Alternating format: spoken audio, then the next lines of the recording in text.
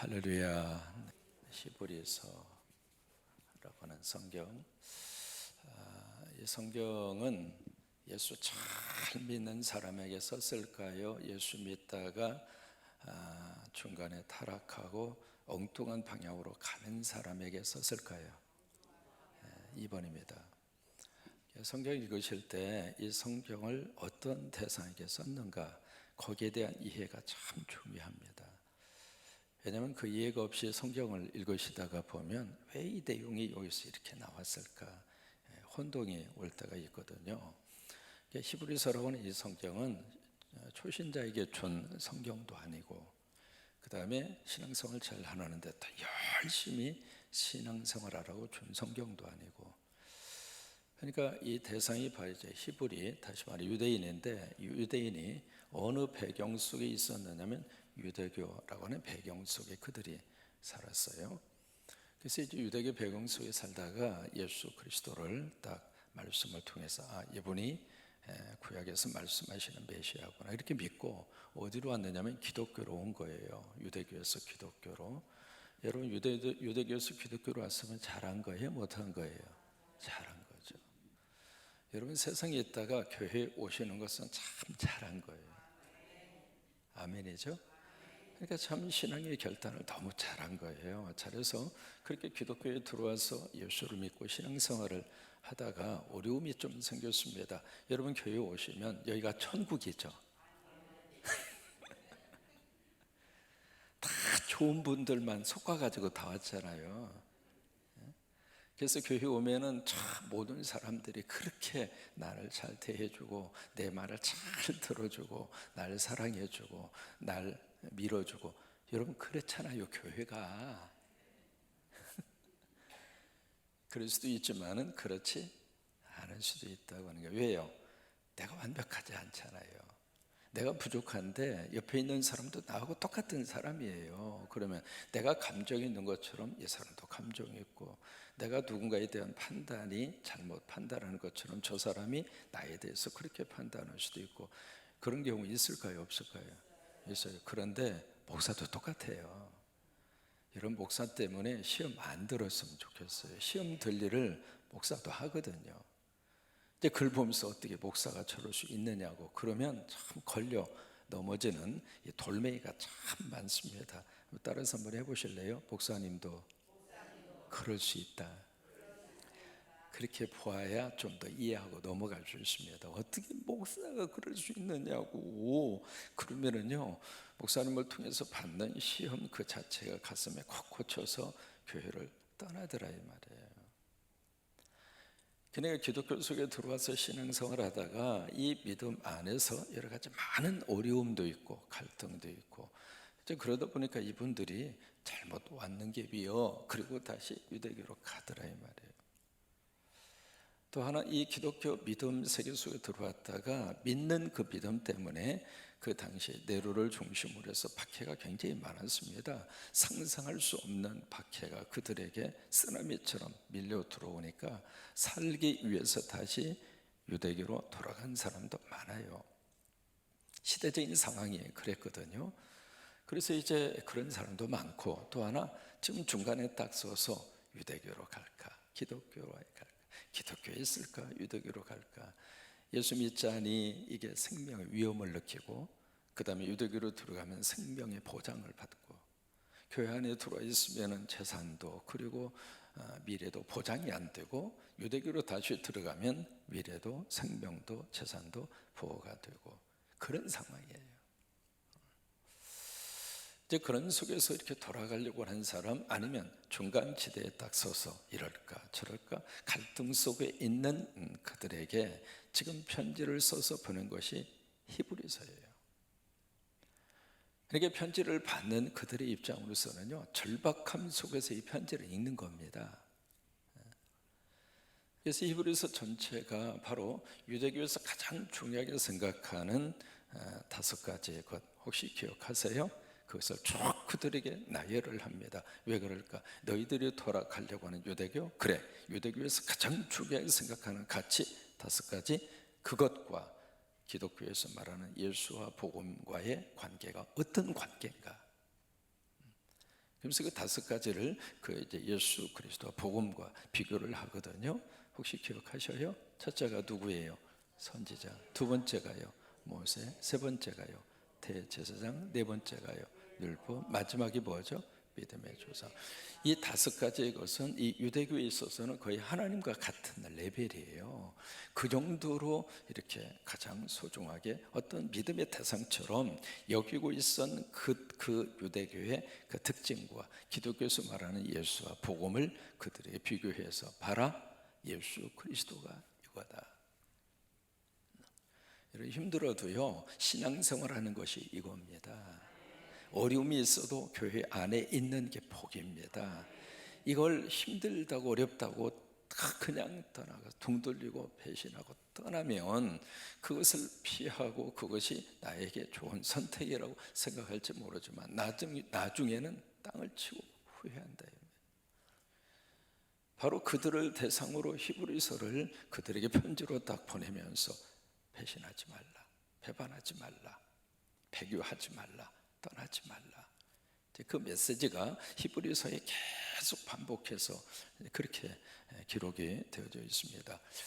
이제 오늘 이 3장 앞부분에 있어서는 모세하고 비교를 해요. 너희가 모세를 하나님처럼 생각하는데 모세는 바로 하나님의 종이다. 하나님의 사환으로 쓰임을 받은 사람이고 예수님은 하나님의 아들이다. 근데 그 아들을 버리고 종을 따르는 그쪽으로 가, 이 정신 나간 친구들아. 그런 뉘앙스입니다. 오늘 성경 말씀은 뭘 비교하느냐면 시편 95편 말씀을 그들에게 딱 제시합니다. 히브리서에 구약 성경에 대한 인용이 굉장히 많죠. 아마 느끼셨을 거예요. 왜 그럴까요? 유대인들이 뭘 잘 알죠? 구약을 잘 알아요. 그래서 그들이 알고 있는 것을 꺼내서 지금 복음과 예수 그리스도를 그들에게 증거하고 있는 겁니다. 시편 95편 말씀을 다 꺼내는데 참 중요한 말씀을 오늘 본문에서 그렇게 시작을 합니다. 7절입니다. 같이 읽겠습니다. 그러므로 성령이 이르신 바 같이. 자, 보세요. 그러므로 뭐가 말씀을 하세요? 성령이. 그런데 시편 95편을 보시면 성령이 말씀하여 이르시되 그렇게 기록이 되어 있을까요? 그렇게 기록이 안 되어 있을까요? 그렇게 안 되어 있어요. 무슨 얘기냐면 지금 히브리서는요, 지금 성령과 무엇을 동일시하느냐면 성경을 동일시하고 있어요. 그러니까 원래 우리가 이해한 바로는 성경이 이렇게 말씀하셨다, 그게 맞는 거거든요. 그런데 히브리서는 성경 대신에 성령이 이르신 바와 같이. 왜 그럴까요? 모든 성경은 무엇으로 감동으로? 하나님의 영의 감동으로.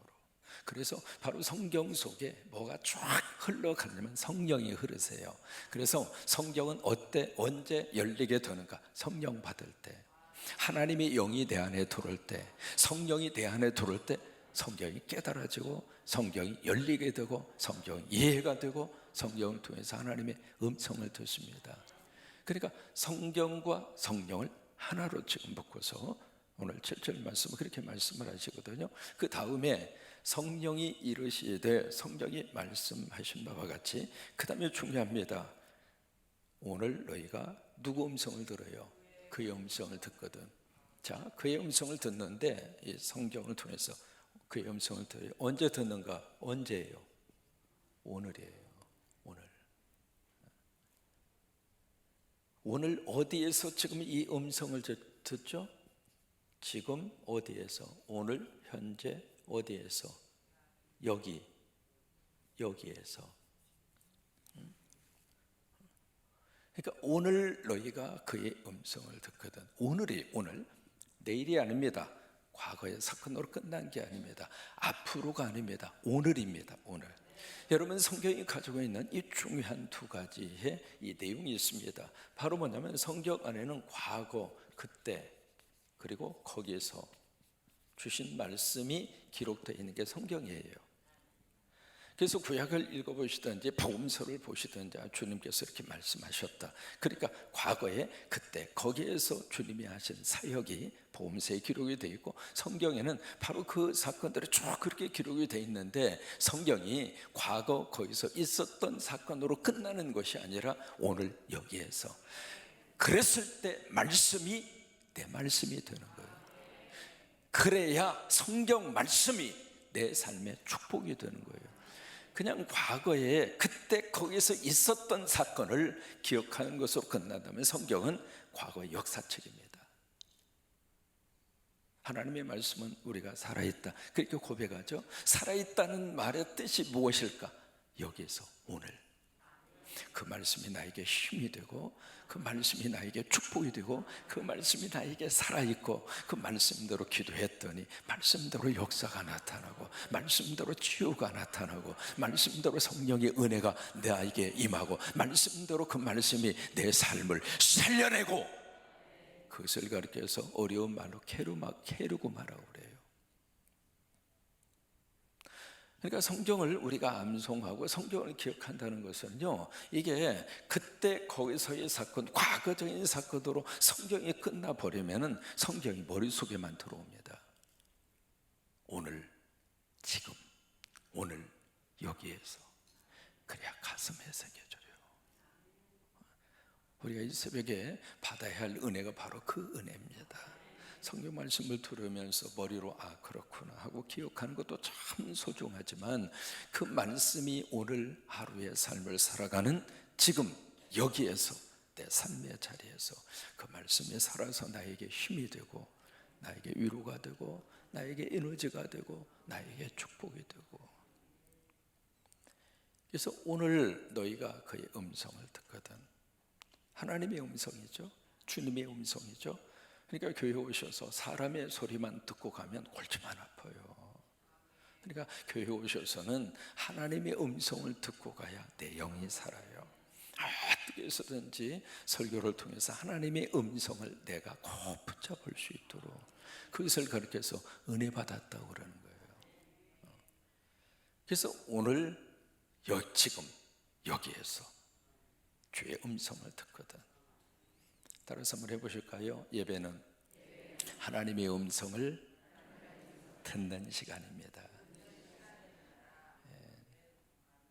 그러니까 어떤 사탄의 음성도 우리는 거절하고, 사람의 소리도 내가 거절하고, 예배는 철저하게 하나님의 음성을 듣는 시간, 그게 예배예요. 그러면서 그 다음 절에 그렇게 말씀이 이어져 갑니다. 자, 뭐라고 말씀을 하시는가? 8절에 같이 고백합니다. 광야에서 시험하던 날에 거역하던 것 같이 너희 마음을 완고하게 하지 말라. 여기 이제 과거의 역사를 그들에게 딱 끄집어냅니다. 광야에서 시험하던 날에 거역하던 것 같이. 자, 이게 바로 뭐냐면 시편 95편입니다. 거기 이스라엘 백성들이 애굽을 나와서 어디서 텐트를 쳤는가? 무리바라고 하는 곳에서, 르비딤에서 텐트를 칩니다. 그 르비딤에서 두 가지의 사건이 일어납니다. 첫째로 아멜렉과의 전투가 르비딤에서 일어납니다. 두 번째, 그 르비딤에서 무슨 사건이 있었는가? 물 사건이 일어났어요. 이 광야이기 때문에 물이 없는 거예요. 물이 떨어졌어요. 그러니까 막 백성들이 모세를 향하여 원망하죠. 그럴 수밖에 없죠. 당장 물이 없어서 죽게 생겼으니까 막 거기서 원망하면서 누구를 시험하는? 하나님을 시험해요. 도대체 하나님 계시는 건가? 도대체 하나님 뭐하러 우리를 애굽에서 끄집어내 가지고 이 광야 구석에 모두 다 죽이려고 작정을 했는가? 그러면서 모세를 향하여 원망하는 것 같은데, 사실 누구를 지금 원망하느냐면 하나님을 원망하고 있는 거예요. 그러니까 모세가 하나님 앞에, 하나님 돌멩이 던져서 날 죽이려고 그럽니다. 그래? 너 홍해 가르던 그 지팡이 있지? 예, 있습니다. 그거 들고 내가 시키는 대로 해라. 그래서 이제 거기 시내산에 한 바위, 그 바위를 지명하면서 바위를 치라. 그 바위가 물을 내게 하리라. 이제 그 사건이에요. 그 사건을 쭉 거기다 이제 기록을 해서 결국 바위에서 물이 나왔어요, 안 나왔어요? 나왔어요. 그리고 해결함을 받았습니다. 여러분, 어떤 일을 만난다 할지라도 하나님이 함께 하시면 거기에 길이 있습니다. 하나님이 도와주시면 해결이 됩니다. 시간이 좀 문제인 것 뿐이죠. 내가 원하는 방법, 원하는 시간, 이제 거기에 대한 것은 조금 갈등이 있을 수 있습니다만은 결과적으로 지나놓고 나면 다 하나님이 해결하시더라고요. 어느 방법을 통해서라도 하나님이 해결하세요. 믿어지시면 아멘. 이게 믿음이에요. 믿음. 근데 도대체 하나님이 있는가 없는가? 도대체 왜 이런 상황을 우리 속에 주어서 이 고생을 시키는가? 그래서 막 거기에 백성들이 그런 거예요. 결국 그 문제를 하나님이 해결하셨습니다. 해결을 하고 나서 그 지역 이름을 뭐라고 붙였는가? 무리바다. 그리고 맞사라. 여러분 출애굽기 17장입니다. 그 무리바 맞사라고 하는 것은 그런 뭐냐면 대적했다 그 말이에요. 다투었다 그 말이에요. 똑같은 지명인데 무리바 맞사 그렇게 붙인 거예요.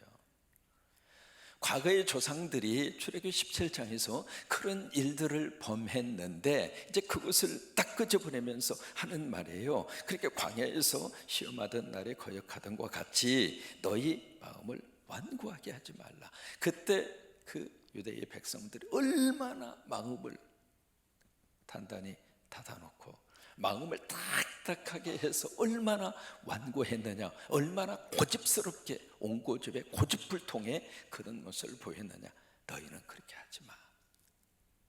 과거의 역사적인 사건을 딱 끄집어내면서 너희가 다시 고집을 피우면서 과거로 돌아가려고 그러느냐? 가지 말라고. 가지 말라고 하는 거예요. 그래서 9절 말씀인데요. 9절 말씀을 조금 이제 순서를 바꿔서 9절을 읽으셔야 이해가 됩니다. 어떻게 읽으셔야 되냐면 9절을 40년 동안 나의 행사를 보았지만 그렇게 읽으셔야 돼요. 40년 동안 나의 행사를 보았지만 거기서 너희 열조가 나를 시험하고 또 나를 테스트했다. 이렇게 읽어야 9절이 이해가 될 거예요. 그러니까 40년 동안 광야의 생활을 하는 동안에 하나님이 아침마다 만나를 주시고, 그렇죠? 그 다음에 그들이 이제 구름기둥, 불기둥으로 그들의 하루의 삶을 하나님이 인도하시고 40년 동안 메추라기를 보내셔서 이 단백질 문제도 해결을 하게 하시고 40년 동안 불뱀이 물리지 않도록 다 보호막을 쳐주셨고 지난 한 해 동안 하나님이 우리 가정 도와주셨잖아요. 매일매일 우리 먹고 살았잖아요. 자녀들이 힘들다 하더라도 자녀들 그래도 가정으로 돌아와 주잖아요. 자녀들 선물로 주셔서 우리 행복했잖아요.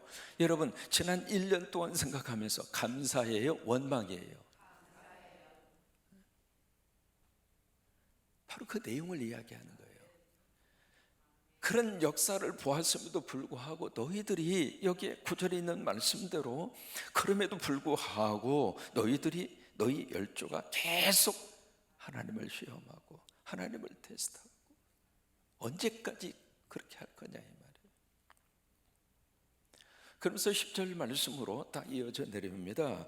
그러므로 그래서 너희 열조들에게 하나님께서 어떻게 그 열조들을 하나님이 다루셨는가. 그러므로 내가 이 세대에게 노하여 이르기를 그들이 항상 마음이 미혹되어 내 길을 알지 못하는 듯 하였고, 한두 번 마음의 시험대로서 이렇게 좀 넘어지는 것은 이해가 된다 하더라도 항상 완전히 삐딱선 탄 거죠.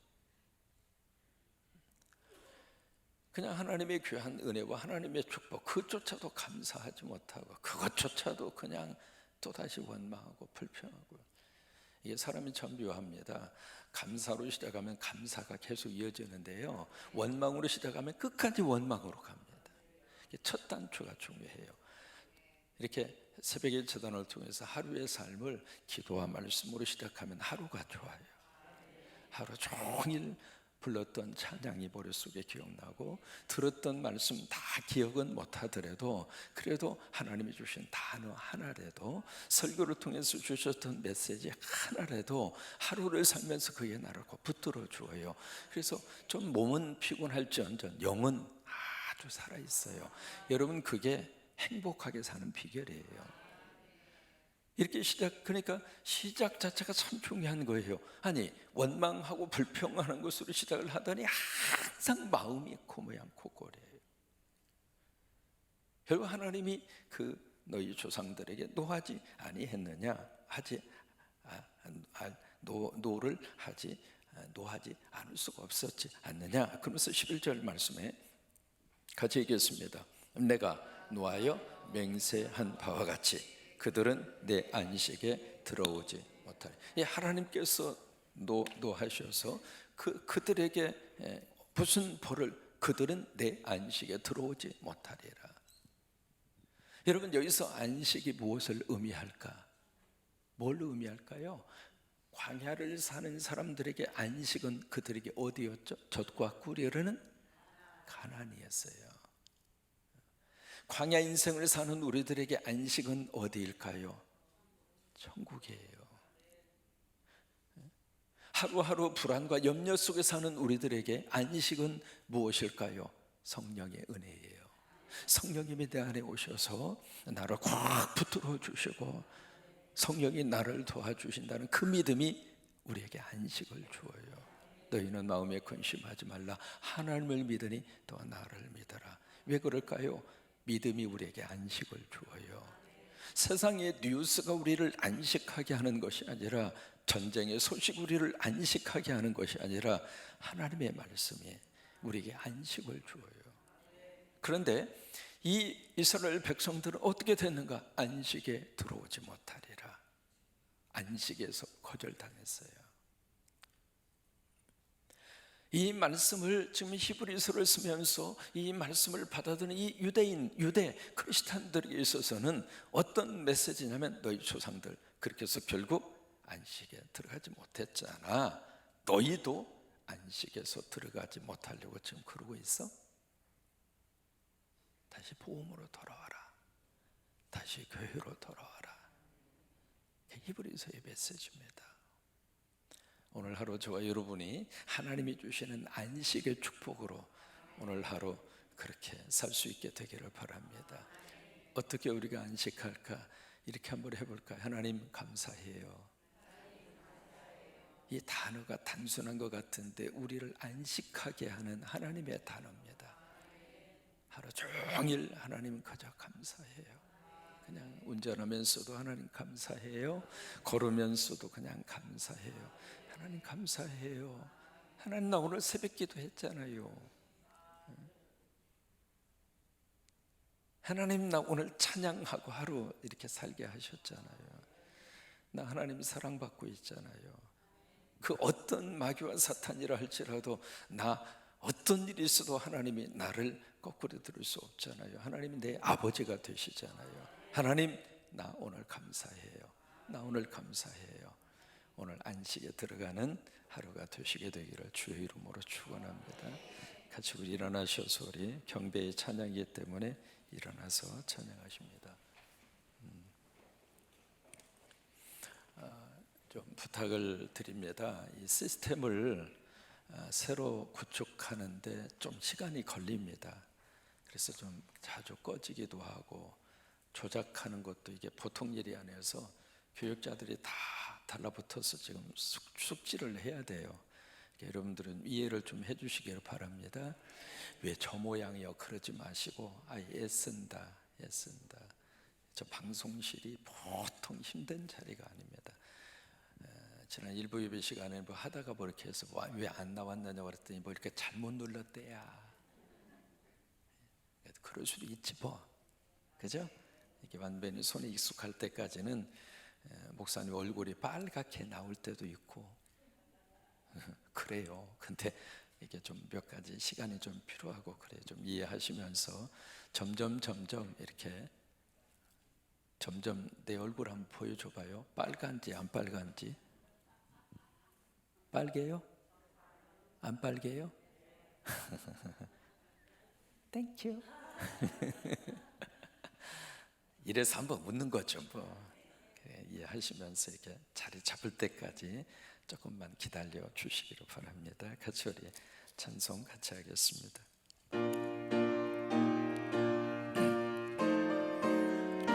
크게 불렀어요. 크게 부르면서 은혜 받으니까 하나님의 크신 사랑 하늘에서 내리사